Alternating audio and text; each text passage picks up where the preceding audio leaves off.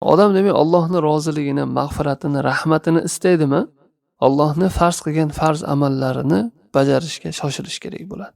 Bo'lib ham Allohga eng suyukli amal deyilgan namoz.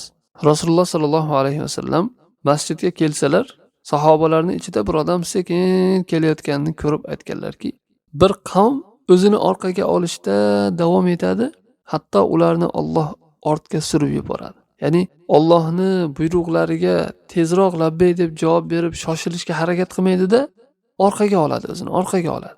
Mana bu odamlarni ham Alloh taolo ularni orqa safda qilib qo'yadi. Ya'ni Allohning rahmatidan ortda qoladi. Buyuk fazliga erishishdan ortda qoladi. Martabalar oliy bo'lishdan ortda qoladi. Ilmdan ortda qoladi. Subhanalloh, mana bu narsalar qanchalik bizning hayotimizda zarur qarang.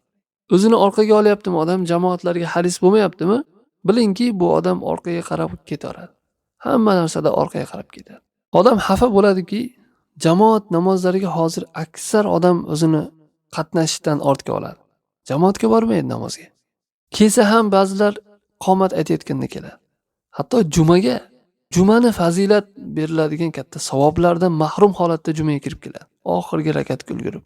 Jumaga erta borish haqida aytilgan qancha fazilatlar bu yoqda amal qilinmaydi. Jamoatlardan ortda qolgan salaf solihlarni qarasangiz, masjidga muazzin azon aytishdan oldin erta borib turgan. Amash rahimahulloh 70 yilga yaqin vaqt ichida takbiratul ula o'tib ketmadi mendan degan. 70 yilga yaqin. Sa'd ibn Musayyib rahimahulloh muazzin 30 yildan beri azon aytadi, men masjidda eshitaman degan. Ba'zi salaflardan jamoat namozi o'tib ketsa yig'laganlar. Vaki ibn Jarroh rahimahulloh aytganlarki, kim birinchi takbirga e'tiborsiz bo'layotganini ko'rsang, undan qo'lingni yuv degan. Ya'ni undan umidingni uzaver degan.